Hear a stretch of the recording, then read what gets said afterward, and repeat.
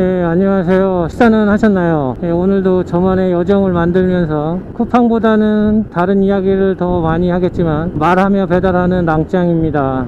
쌀쌀하긴 한데요, 그렇게 추운 느낌은 아니고 그냥 일하기 딱 좋은 그런 날씨네요. 오늘은 짚고 넘어가야 될 부분이 있어서 먼저 말씀을 드릴게요. 저는 특별한 당을 지지하거나 하는 사람이 아닙니다. 제 말 속에 약간 그런 뉘앙스가 있었을 수도 있겠다 싶은 영상이 있었어요. 현수막을 보고 제가 이야기를 끌었었는데 국자만 들어도 피를 떠는 분이 계신 것 같아요. 그래서 제가 그 글귀를 보고 이야기를 풀었더니 그분께 좀 불쾌한 생각이 들으셨다면 제가 그 당을 홍보하는 그런 것처럼 보였다면 정말 죄송하고요. 전 그런 의도는 아닙니다. 현수막의 글귀가 그래서 그거의 글귀를 그냥 인용해서 말했을 뿐이죠. 야당 여당 이런 거 관심 갖질 않아요. 내가 먹고 살기 바빠 죽겠는데 언제 정치에도 내 힘을 쏟겠어요. 내 에너지는 맞벌이에 에너지 쏟기도 바쁜데. 그러나 투표는 합니다. 그래서 내 생각에 그게 야당이든 여당이든 이 사람은 덜 나쁜 사람이겠다 싶은 사람한테 투표를 하죠. 그렇다고 제가 지금의 여당이나 야당을 옹호하고 패하는 그런 뉘앙스의 사람은 아닙니다. 그러니까 그거는 오해하지 마시고 그런 부분들이 거슬리고 신경 쓰이시는 분들도 계실 것 같다는 생각이 들었습니다. 특별한 정치에 관심을 두고 있지 않아요. 그냥 제가 하루 나와서 저만의 이야기를 하고 제가 하고 싶은 이야기를 하고 영상에 올리고 그렇게 하고 있는데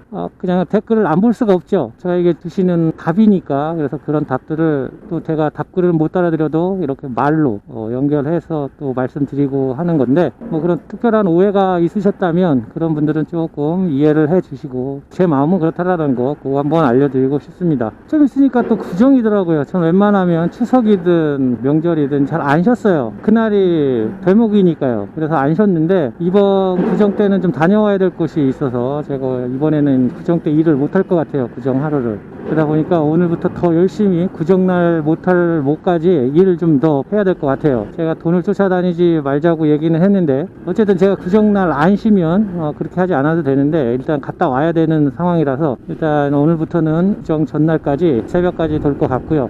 그리고 제가 굶고 일하는 것 같은데 저는 집에 나올 때 아주 잘 먹어요. 밥을 먹고 나와서 간식거리도 챙겨 나와요. 바나나가 있으면 바나나 갖고 나오고 커피는 잘 안 먹게 되는데 그래도 타가지고 나와요. 한꺼번에 많이 마시지 않고 그냥 생각날 때 입에 적시는 정도로. 그래서 커피를 맛을 느끼고 초콜릿도 있고요. 초코파이 이런 것들도 있어요. 그래서 그걸 넣어 놓고 있다가 배고플 때 간간히 간식으로 먹고 커피도 좀 마시고 하다 보면 많이 배고프지가 않아요. 그래서 5시에 집에 들어가서 밥을 먹고 7시부터 다시 일을 시작을 하는 거죠. 그러니까 하루에 2끼 정도 먹는 거죠. 간식거리 빼고 2끼 먹으면 뭐 그렇게 배고픈지 모르고 일을 하겠더라고요. 그래서 집에서 쉬면 그냥 하루 한 끼 먹어도 될 것 같아요. 정신적 에너지가 소비되는 거지 체력적 에너지가 소비가 되는 게 아니라서 만보 이상은 걷게 되고 하는데 2끼 먹으니까 괜찮습니다. 그리고 저녁 가서 또 많이 먹고요. 5시에 들어가면 많이 먹습니다.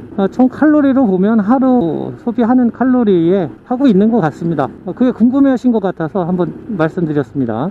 네, 제가 12시 넘어서 집에를 들어가게 되면 거의 아이들하고 아이 엄마는 자고 있어요. 그래서 제가 혼자 정리를 하고 잠에 들는 그런 상황인데 어제는 아들이 잠을 안 자고 있더라고요. 자다가 제가 문 여는 소리를 듣더니 깨더라고요. 왜 안 잤어? 그랬더니 아빠 들어오는 소리를 듣고 깼대요. 그러면서 자랑하고 싶은 게 있었던 거예요. 단어 시험을 봤는데 100점을 맞았대요. 그러면서 저한테 자랑을 하고 싶어서 자고 있다가 아빠가 오는 소리에 깨서 이야기를 하는 거예요. 근데 이제 다른 가족들이 깰까봐 소곤소곤 아빠 나 단어 시험에 100점 맞았어 이렇게 조용히 얘기를 하더라고요. 그러니까 배려를 할 줄 아는 거지. 이제 식구들 누나랑 엄마가 깰까봐 그렇게 얘기해 주는데 아이고 내한테 이렇게 자랑하고 싶어서 늦게까지 잠을 안 자고 있었구나.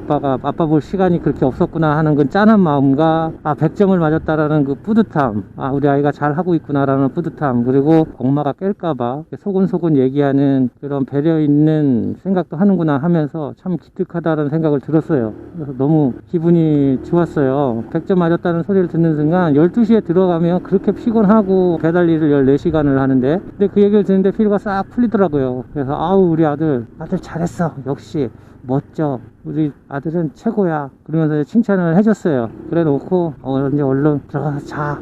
아빠 씻고 잘게 했더니 아빠 잘 자. 그래서 이제 들어가서 그제서야 이제 잠을 자게 됐는데 아들 자랑하는 것 같아서 약간 팔불출 같긴 한데, 그 팔불출 얘기를 하고자 얘기를 드리는 건 아니고, 예전에 저는 이제 관심이 아이들 교육에 관심을 갖다 보니까 오은영 박사가 한 이야기가 생각이 났어요. 오은영 박사가 부모님께 쓰는 편지라는 내용을 가지고 썼는데, 아이들에게 칭찬을 할 때는 구체적으로 칭찬을 해줘야 된다라고 얘기를 했었거든요. 특히 성취가 있을 때는 그 성취에 대한 칭찬을 구체적으로 칭찬을 해줘야 된다고 했는데, 그냥 뭉뚱그려 잘했어, 역시 멋져, 예뻐, 이런 식의 칭찬을 하면 안 된다고 했는데, 그걸 또 망각하고 아들한테 그렇게 해버린 거예요. 아빠는 정말 우리 아들이 100점 맞은 거에 대해서 너무 좋다, 기분이 좋다, 그리고 너무 행복해졌어. 아들이 100점 맞았다는 소리를 하니까 이 피로도 다 사라지고 너무 행복해졌어. 그걸 망각하고 못한 거죠. 그냥 뭉뚱그려 또 한 거예요. 생각은 하고 알고는 있었는데 지나고 나서야 알게 된 거죠. 그렇게 했어야 되는데 라는 생각이 들면서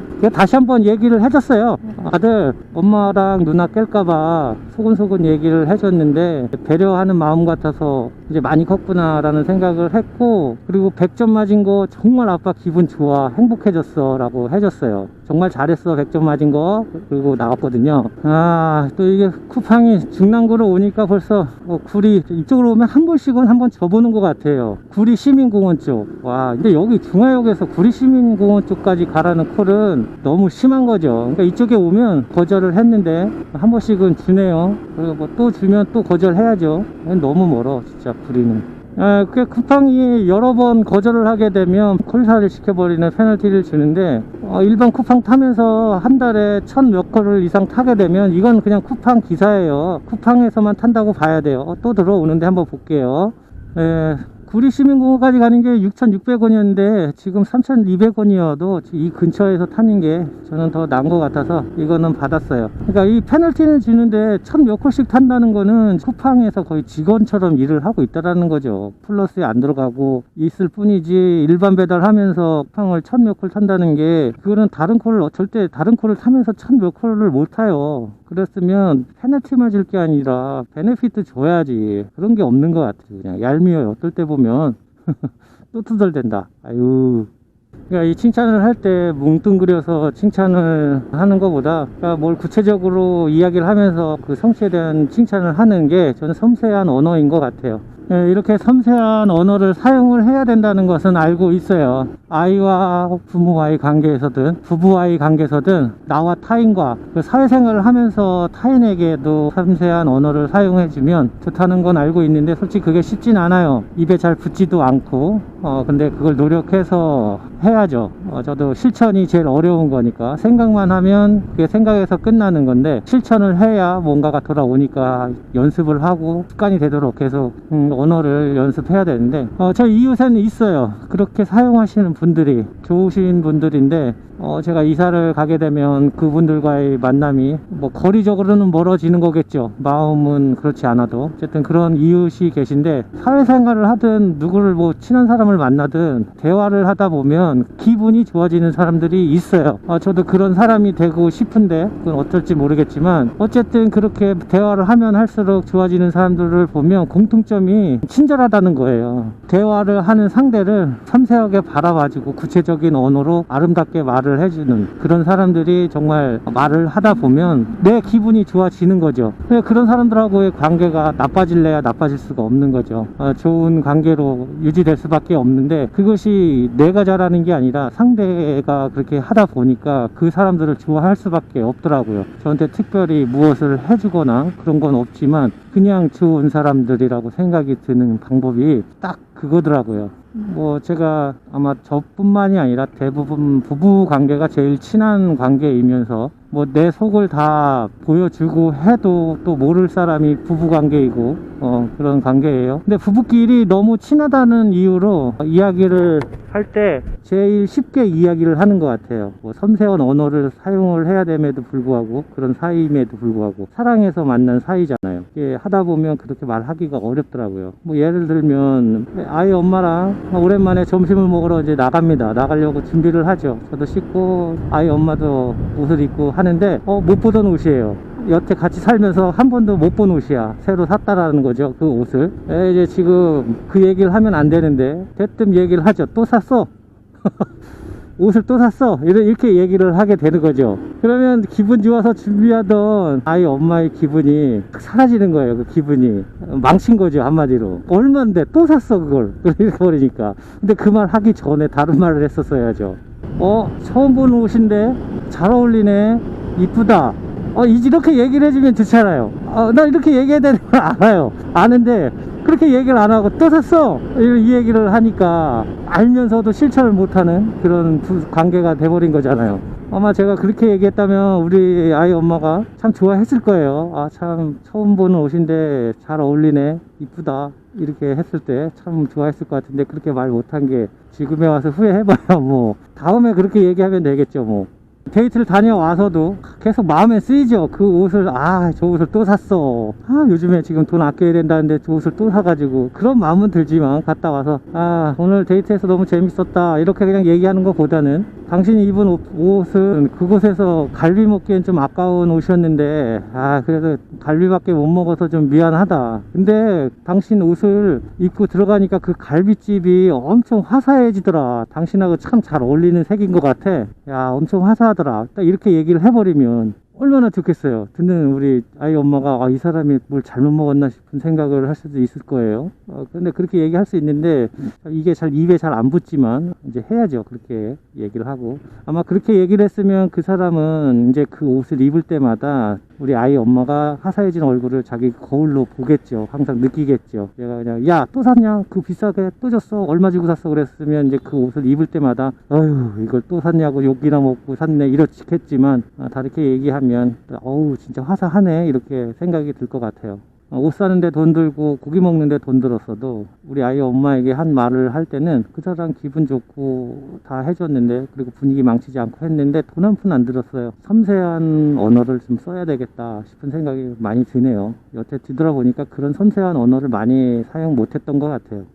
누군가가 나를 구체적으로 봐주고 섬세한 언어로 이야기를 해주면 그게 그림처럼 보여지잖아요. 나쁜 게 아니라 좋게 칭찬을 해주고 긍정적인 말로 해준단 말이에요. 그림으로 각인돼서 제 마음속에 와 있는 시간이 오랫동안 있을 수 있지 않을까 싶어요. 그 사람에게 긍정적인 에너지를 전달하는 거죠. 시너지 효과가 있는 거죠. 저희 군 후배가 있는데 그 후배 어머니가 영광에서 굴비를 하세요. 후배가 어머니하고 그 일을 도왔었어요. 그 굴비가 저한테 왔습니다. 굴비 상태가 좋아요. 크고 맛있어 보이고 이런 굴비가 왔는데, 그냥 그 친구가 저에게 문자로 형님 굴비 선물이에요, 맛있게 드세요, 그러면 끝났을 텐데, 원래 그런 사람이 아닌데 그게 투박스럽고 말도 없고 그런 동생인데 형님 드리려고 한 놈 자기가 직접 면접을 봤답니다. 지느러미가 좀 이상한 건 좀 찌그러진 거지 아픈 건 아니라고, 맛있게 드시라고. 백화점에 있는 것들이랑 비교하면 안 되니까 비교는 하지 마시고 직접 면접 보고 뽑은 애들만 보내드린 거니까 맛있게 드시면 된다고.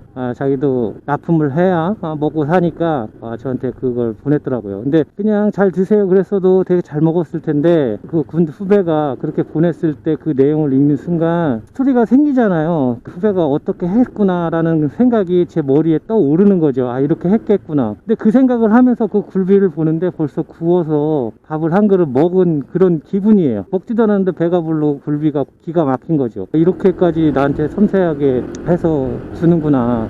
내가 잘 사는 것과 그 친구가 좋은 사람인 건가 생각을 하고, 저도 고맙다 전화하면서 또 그 사람과의 관계가 두터워졌는데, 한 대화를 하더라도 그렇게 섬세하게 이야기해주고 한다면 관계가 나빠질 수가 없을 것 같아요. 그런 것 같습니다. 사회생활하고 삶에 살아가는데 그 대화 그리고 말하는 한마디 한마디가 중요한 것 같다는 생각이 들었습니다. 제 영상이 누구에게나 다 재미있고 누가 봐도 신이 나는 그런 영상이 아닐 수도 있다는 걸 알고 있습니다. 누구에게는 그냥 재수없고 잘난 체 하는 것 같고 그런 상황일 수 있어요. 쓸데없는 얘기나 하고 돈 되는 얘기도 아니고 그렇게 들릴 수 있는 상황이라는 거 충분히 알고 있는데, 그걸 듣고 싶지 않은 게 아니라 그 이야기들을 해 주실 때 그러니까 저라는 사람을 조금 더 섬세하게 봐줬으면 하는 생각인 거죠. 재미있다고 하면 그냥 잘했어 수고했어요 이런 거보다는 뭐 또 한 분은 그렇게 얘기해 주신 분이 있었어요.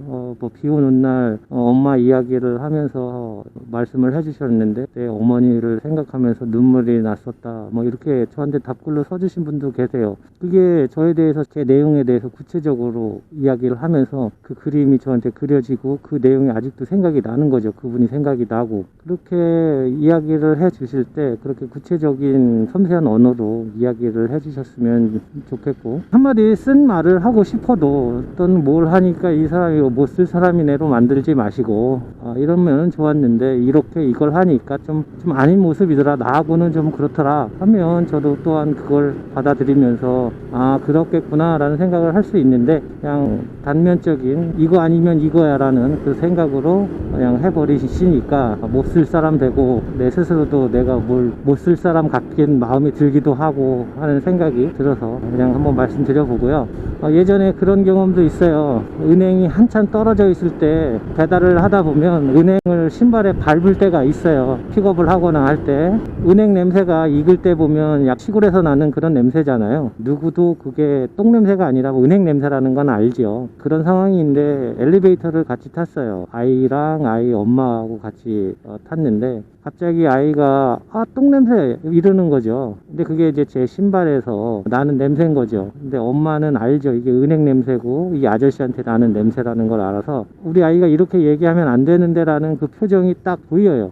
저도 마찬가지 헬멧을 쓰고 있지만 거기서 아이 엄마가 그러게 그냥 신발 좀 털고 들어오시지요 라고 이렇게 같이 맞장구 쳐서 아이 말에 맞춰졌다면 한순간에 엘리베이터 안에 공간에 공기가 싸해지면서 그렇게 불쾌한 일이 생기죠.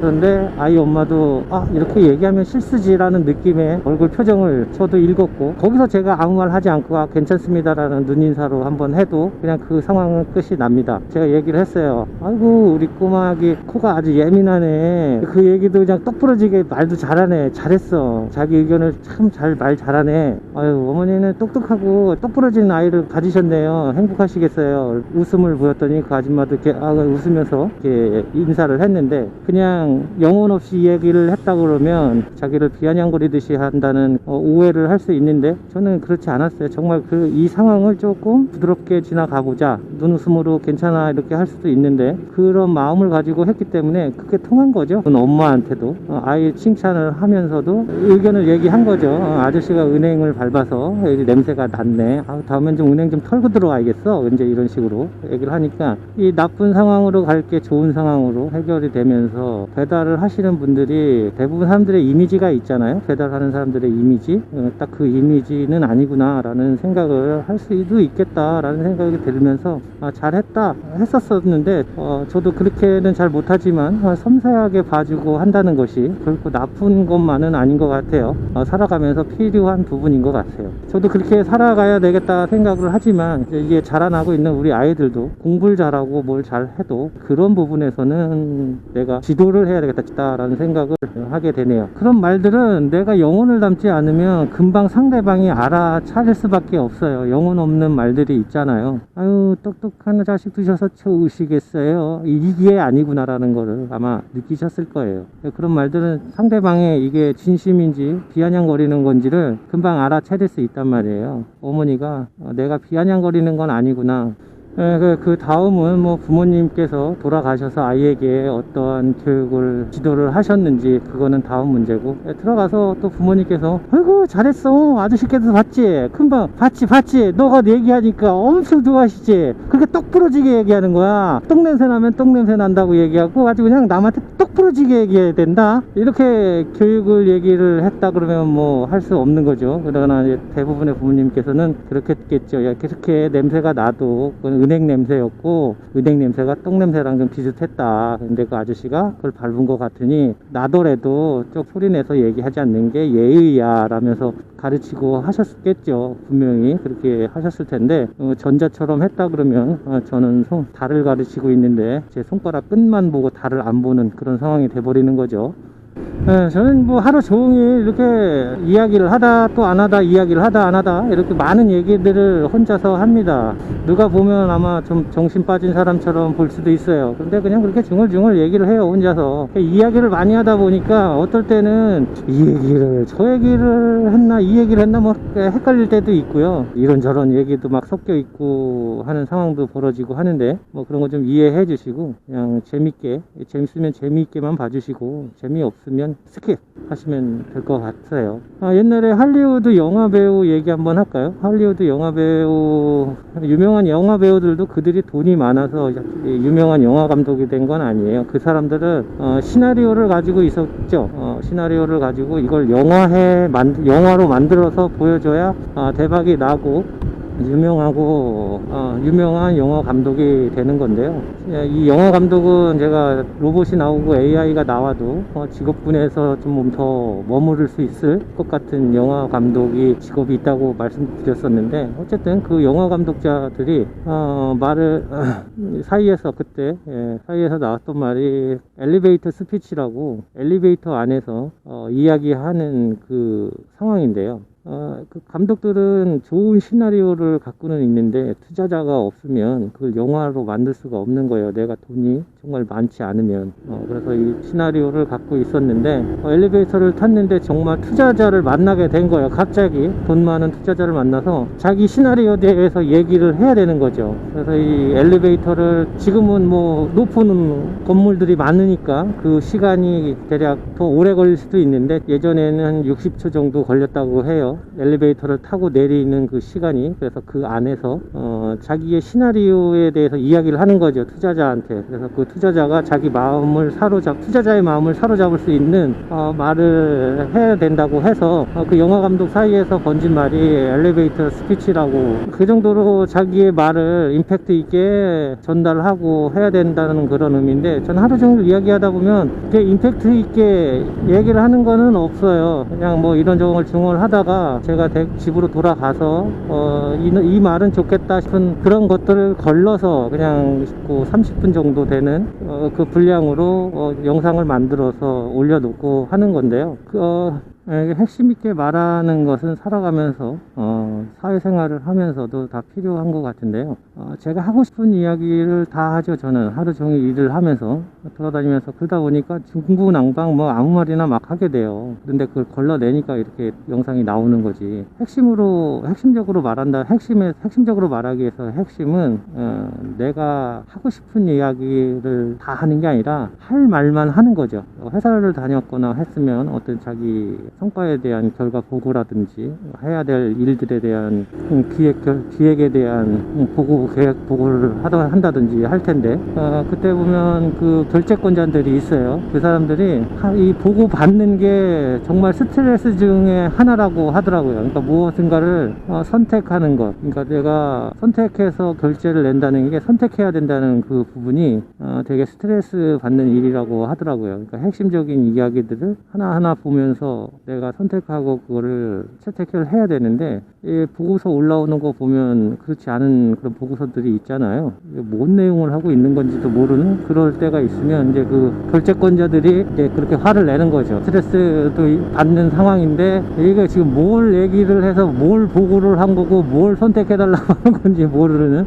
그런 상황에서 화를 낼 때가 있을 텐데, 아무튼 그러다 보니까 이 핵심적으로 이야기하는 부분들이 많이 필요할 것 같아요. 핵심 있게 말한다는 것은 한 60초에서 120초 정도, 그 정도 사이에서 내가 할 말만 하는 거죠. 그러려다가 보면 좀 이제, 그래서 요즘에 쇼츠가 유튜브에서 그 숏 영상이 뜨는 거일 수도 있어요. 그 짧은 시간 안에 임팩트 있게 자기가 하고 싶은 말만, 행동만, 액션만 보여주고 딱 끝내니까 그래서 뜨는 건지는 모르겠는데, 어쨌든 그렇게 하려고 하다 보면 항상 마음속에 세 가지는 갖고 있어야 되는 것 같아요. 누가 갑자기 저한테 지금 무슨 일을 하고 있습니까? 라고 묻는 거, 그리고 제가 무엇을 도와드리면 되겠습니까? 라는 거 하고, 그리고 이게 성공했을 때 어떻게 달라지나요? 라는 거를 누군가가 물어본다 그러면 그 정도 세 가지는 대답할 수 있는 답을 갖고 있어야 되지 않을까 싶어요. 그 한 문장에, 그 한 질문에 딱 60초에서 120초 이 정도 사이에서 그 상대방에게 말을 할 수 있는 스피치는 갖고 있어야 되지 않을까 싶은 생각이 들어요. 그래서 혹시 나한테 지금 누가 지금 무슨 일을 하고 있습니까? 라고 물어봤을 때 저는 이 사설이 너무 길어. 이렇게 보니까 지금도 사설을 풀고 있잖아요. 내가 하고 싶은 말만 하면 되는데 이게 어쩔 수 없어. 버릇이에요. 하여튼 근데 그렇게 되면 이제 저는 얘기를 하겠죠. 내 습관대로. 저는 사랑하는 사람을 만났고 그 사람과 결혼을 하게 됐고 그 사람이 너무 사랑스러워서 우리의 아이들을 만들었는데 그 아이들은 내가 전부였고 그 아이들은 내가 없으면 안 되기 때문에 그 아이들을 위해서 무엇인가는 해야 되는데 그 해야 될 일이 배달 일이다. 그래서 다른 일도 해봤고 다 해봤는데 배달 일을 지금 더 많이 하고 있는 것 같고 계속 배달 일을 하고 있다. 근데 그냥 하는 게 아니고 배달 일을 하면서 나는 데이터를 요즘엔 빅데이터 시대니까 데이터를 모으고 있다. 어떤 음식이 팔리고 어떤 배달 음식이 어디로 가는지에 대한 데이터를 모으는 중이다.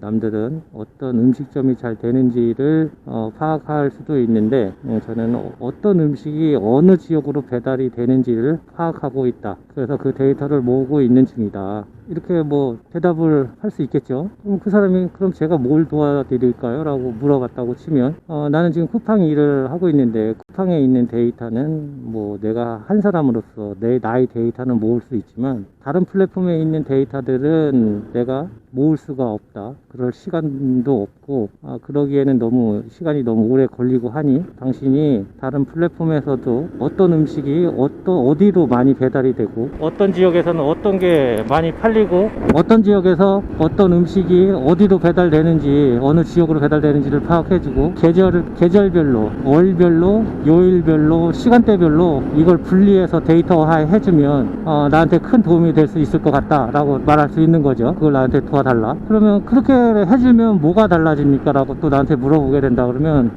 나는 그 데이터를 가지고 음식점 복덕방을 하겠다. 그게 무슨 말이냐면 부동산 중개인들은 우리가 살아야 되는 곳을 중개해 주는 대신 수수료를 받지만 물론 그분들도 상가를 해주고 뭘 하는데 나는 그게 아니라 어떤 사람이 음식점을 창업을 해야 된다고 생각을 했을 때 나는 내가 가지고 있는 데이터를 보니 이쪽 지역 사람들이 이런 음식들을 제일 많이 먹더라. 물론 이 사람들이 이사를 가고 이사를 오고 할 수도 있는데 1순위는 이거고 2순위 이거면서 계절별로 따져보니까 최고 이쪽 지역에서 많이 팔리는 음식은 이게 음식이니까 만약에 이 지역에서 음식 장사를 하신다 그러면 이 음식점을 하는 게 좋겠고 이런 체인점을 이용하시는 게 좋을 것 같다라는 컨설팅을 해줄 수 있을 것 같다. 그렇게 되면 그 지역마다 특색 있는 음식들이 특별화될 것 같다. 특별하고요. 그래서 어느 지역에는 닭갈비가 유명하고 어느 지역에는 도토리묵이 유명한 것처럼 서울에서도 어느 지역에서는 어느 음식점들이 많고 이런 것들이 분리돼서 그 경쟁 음식점들이 그 구역에서 모여서 하다 보면 맛도 서비스도 다 경쟁화되기 때문에 그 안에서 더 좋은 서비스와 맛을 느낄 수 있는 시대가 될 수도 있을 것 같다. 그래서 그 데이터가 필요하다. 그러니까 나한테 데이터를 모아서 달라. 뭐 이렇게 얘기할 수 있는 그런 스피치들을 좀 갖고 있어야 되지 않을까 싶어요. 그래야 누가 뭘 물어봤을 때 그 정도는 얘기하고 있으면 배달 일을 하는데 이 정도는 하고 있구나. 뭐 이렇게 알 수 있지 않을까요? 안녕하세요. 쿠팡입니다. 와이팔령 맞네요. 네, 안녕히 계세요. 전 저번에도 군대 얘기를 했었지만 모든 일은 혼자서 다 할 수가 없어요. 다른 사람들과 함께 이루어져야 일이 이루어질 수 있는 것이지 뭐 혼자 해야 할 수도 있는 일도 있지만 그렇지 않은 일들이 대부분이에요. 그래서 살아가면서 내가 할 수 있는 능력을 아는 것도 중요하지만 내가 뭘가 부족한지 아는 것도 중요한 것 같아요. 그래야 누가 뭘 도와줄까요? 라고 물어봤을 때 뭘 도와주세요 라고 확실하게 말을 할 수가 있는 거예요. 그런 것들이 기회인데 그 기회가 왔을 때 아무 말도 하지 못하면 그 기회를 얻지를 못하는 거예요. 근데 그걸 나 이것 좀 해주세요 라고 내가 이게 부족하니까 그렇게 얘기한다 그러면 어떤 기회가 왔을 때 나한테 그 기회가 왔을 때 그걸 가질 수 있는 거죠. 전 저번에도 군대 얘기를 했었지만 모든 일은 혼자서 다 할 수가 없어요. 다른 사람들과 함께 이루어져야 일이 이루어질 수 있는 것이지, 뭐 혼자 해야 할 수도 있는 일도 있지만 그렇지 않은 일들이 대부분이에요. 그래서 살아가면서 내가 할 수 있는 능력을 아는 것도 중요하지만 내가 뭘가 부족한지 아는 것도 중요한 것 같아요. 그래야 누가 뭘 도와줄까요? 라고 물어봤을 때 뭘 도와주세요 라고 확실하게 말을 할 수가 있는 거예요. 그런 것들이 기회인데, 그 기회가 왔을 때 아무 말도 하지 못하면 그 기회를 얻지를 못하는 거예요. 근데 그걸 나 이것 좀 해주세요 라고, 내가 이게 부족하니까 그렇게 얘기한다 그러면 어떤 기회가 왔을 때 나한테 그 기회가 그 기회가 왔을 때 그걸 가질 수 있는 거죠. 이거 어째 하늘이 흐리더니만 뭐가 떨어지는데요. 이거 눈이야, 눈이야, 비야? 이거 뭐가 오긴 오네요 또. 오지 마라, 오지 마 이제.